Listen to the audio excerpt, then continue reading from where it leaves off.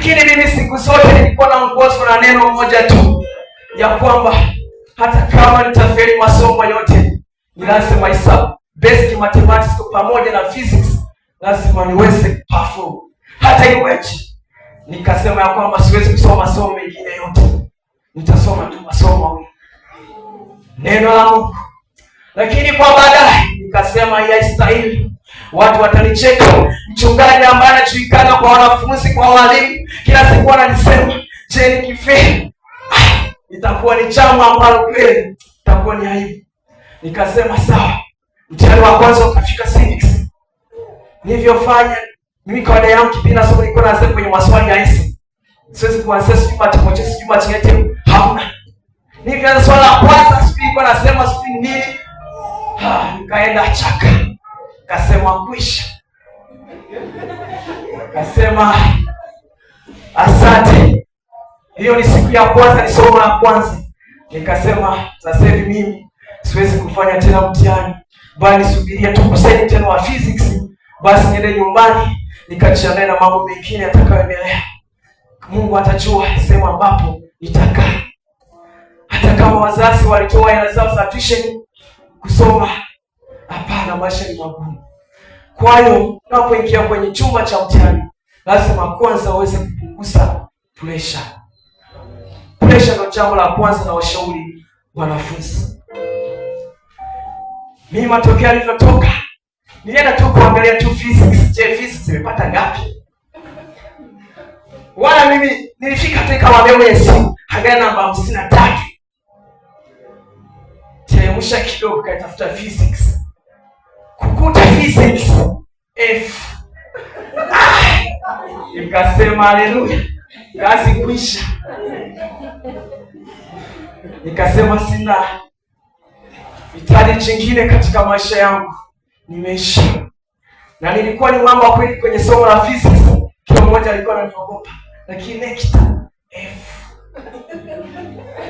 Kwa sababu nilijiamini, nilichoya kwamba hapo nitatoboa. Tena katika mtihani wa physics kama nakumbuka, sasa kama nilimuomba Mungu, kwa sababu nilikuwa na ile hamu ya kwenda kufanya mtihani wa physics. Sasa ni kwamba niliomba. Kwa hiyo maisha yangu yakawa yameishia hapo. Nikaanza kuteseka. Ndio nikaanza kutembea kwenye redio hizi kuhubiri Injili. Nikasema lazima nitafungua tu kanisa. Kwa sababu nikawa na uchungu tena kwa neno la Mungu. Lakini baadaye nikakumbuka mama mkuu aliwahi kuniambia kwamba wewe hada kazi yako ni moja tu, ni kuhubiri Injili ya Mungu na sio kusoma. Kwa hiyo wapendwa, kuwa na tathmini katika maisha yako. Unapofanya biashara yako inayokuongezea kipato, ni lazima kwanza uweze kuangalia kwamba hii biashara, je, itaweza kuniwezesha ili niweze kufanya. Mstari wa 5, mtaruko mstari wa 4. Madhabahu yakapasuka majibu, madhabahu yakawakika sawa sawa na ishara aliyetoa mtu wa Mungu kwa neno la Bwana. Tazama baada ya yule na pia Elia, baada ya kuwa amesema tazama ichari pole atakayesalewa ambaye jina lake ni pole Josaya, ambaye atakuja juu yako kutawala juu ya Yuda. Tazama ile madhabahu ikapasuka vile vipande, yale majivu ambayo Yeroboamu alikuwa anasimama siku zote kufukuza uvumba, ikapasuka. Yanaona kama hapo ni madhabahu wamejenga kuita tu sauti ya Mungu, yani madhabahu yote yakapasuka vipande. Kuna kitu hapo inaitwa ashes, majivu. Ndugu zetu wa Romani wamefanikiwa katika kuondoa mapepo hapa chini, kwa sababu bado wanatumia majivu. Wakifika pale wanayapeperusha hivi, kwa hiyo akishapeperushwa, kwa hiyo majini yanaondoka. Lakini hiyo sio njia sahihi. Kwa hiyo majivu baada ya kuwa madhabahu, baada ya kupitia sauti ya nabii prophet Zechariah, baada ya kuwa amepiga kelele, yale majivu, madhabahu ikapasuka. Na sama neno la Mungu linapokuja kwako, hauwezi kujua kwamba ndio saa. Lazima uweze kutambua wakati.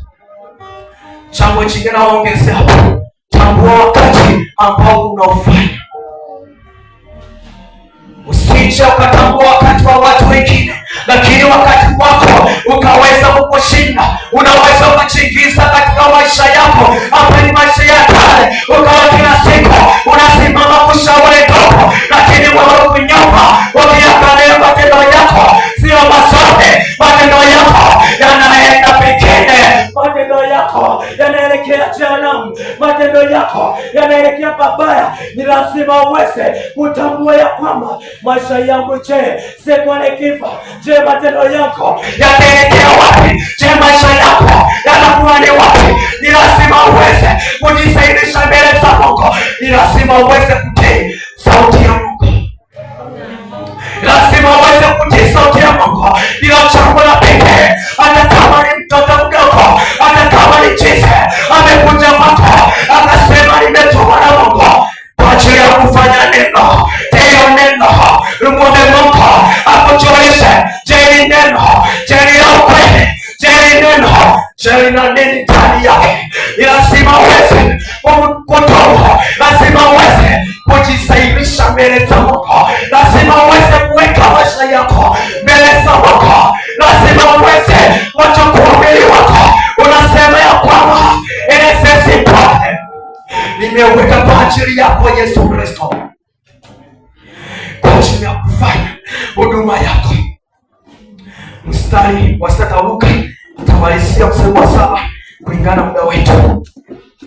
Mfalme akamwambia mtu wa Mungu, karibu nyumbani kwangu ujiburudishe, nami nitakupa thawabu. Tazamaje kinyavu cha Mungu anamkaribisha nabii Haiya nyumbani kwake, lakini huku nyuma ukiangalia kuna mkono waliopangwa katika pale ya kuwa amewatuma wale watu wake ambao walikuwa wanamweka, akasema mkamateni yule nabii ambaye anatabiri juu ya mfalme, kwa sababu juu ya kwamba mimi ninaketi katikati ya kiti cha mfalme.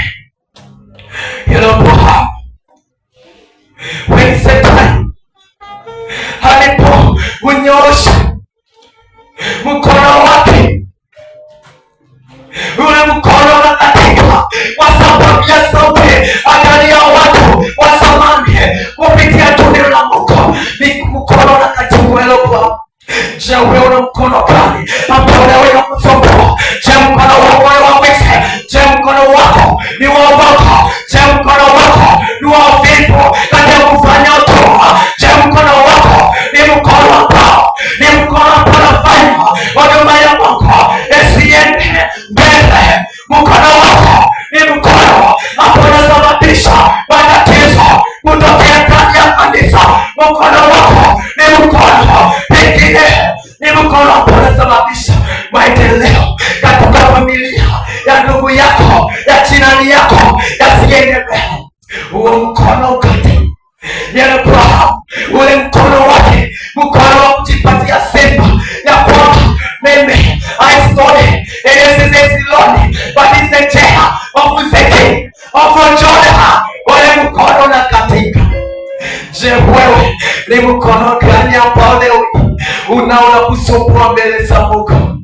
Pengine mkono wako umekuwa unateswa na magonjwa mbalimbali ambayo yamekuwa yakiusumbua mwili wako, ambayo yamekuwa yanafedhehesha huduma ya Mungu isiende mbele. Lakini mchana wa leo sauti ya Mungu inakwambia jisairishe uweze kuja. Mfano mwingine ni Moses alipotuma na Mungu, Moses, go and save the children of Israel, kwa sababu nimeona the parties of the children of Israel. Mateso ya wana wa Israeli yamekuwa ni mengi. Musa, nenda kaokoe wana. Musa akasema, Baba, siwezi kwenda kuokoa wana wa Israeli, kwa sababu Musa alikuwa na mkono ambao ni mkono wa kutofanya kazi ya Mungu. Mungu akamuuliza Moses, mkononi mwako una nini? What is that in his hand? Una nini mkononi? Musa akasema, I want the Lord, nimeshika fimbo. Musa itupe ile fimbo chini. Musa alipoitupa ile fimbo, na sama ile